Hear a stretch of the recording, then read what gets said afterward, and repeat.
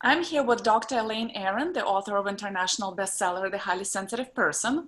And we're talking today about relationships, where one person in a couple is a highly sensitive person and the other is not. Elaine, what are some of the problems that can arise and what are the advantages of such couples?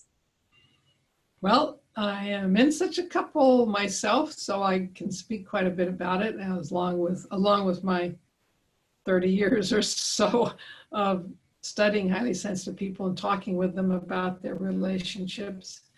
I think the most important thing is, well, I say that you have to kind of grieve if there are certain things that you're not going to get from this person that you would get with another person of the same temperament. And for a sensitive person, one of those things might be deep conversations. We've actually done research in finding that sensitive people with a less sensitive partner report missing or being bored in their relationships a bit because there's not deep conversations. Yet it was interesting that these sensitive people did not find their relationships less happy. We find that sensitive and non-sensitive people are no different from others in their overall relationship satisfaction. And maybe that's because HSPs can see that there's more to a person than deep conversations. And the less sensitive person has to grieve, maybe there won't be so much going to big sporting events or to shopping in malls together because the sensitive partner doesn't enjoy those things as much and finds them stressful and tiring. So you grieve that, and then when you accept it, you get creative. You think of solutions. The classic one is take two cars to a party so the sensitive person can go home earlier. And there are many ways, in fact, to begin to see the synergy, the advantages. The classic one that my husband and I talk about is that when we go traveling, when we reach a destination, I want to go into the hotel and collapse. And he'll walk around and find the interesting things to take me to see and find the best restaurant for us. So, and he enjoys that because he still wants to see a little bit more of the place.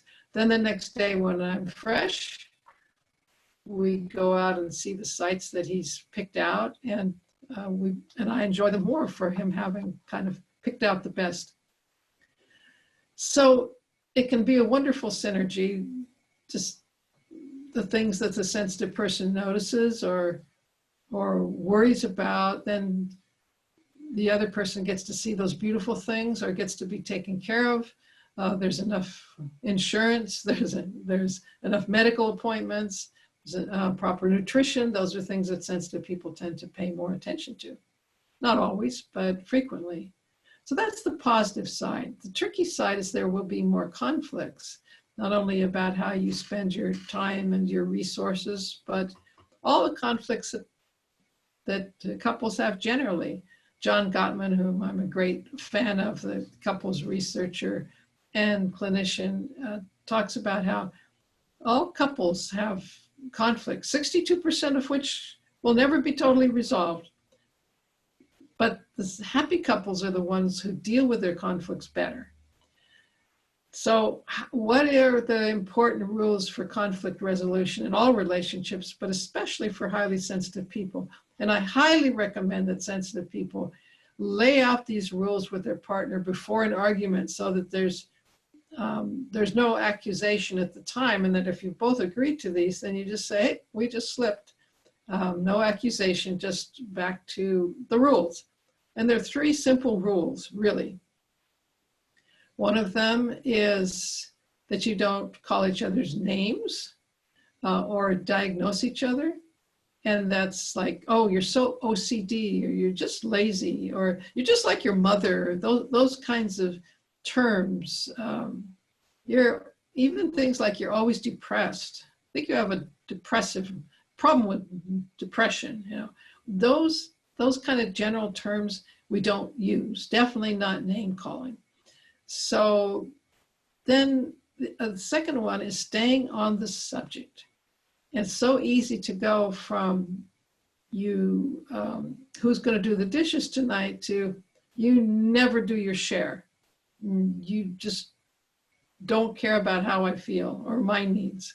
And by the way, in a couple, all couples that share housework both tend to think that they do 70 or 80% of the work, which is always impossible.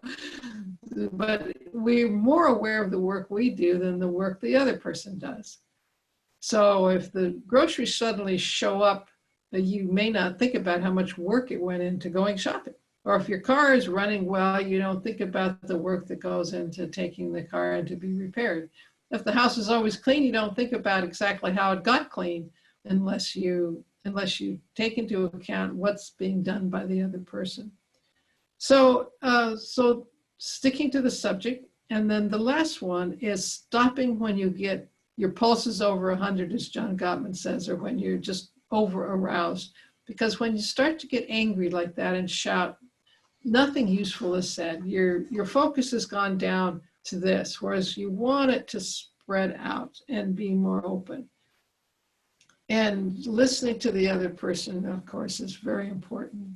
And one thing that my husband and I have done with big conflicts is we make ourselves listen to the other person. So one of us talks about how we feel, and the other person cannot interrupt, even if you think that it's foolish what they're saying. You can take notes about the foolishness, but you have to listen. And then you reverse that role, and then you take some time off.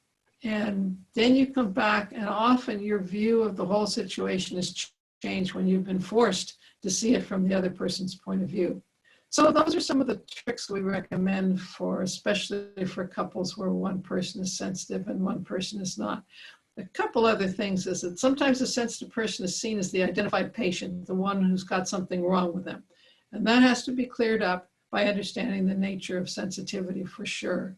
And again, mental health issues have to be dealt with, which can interfere with a relationship going well.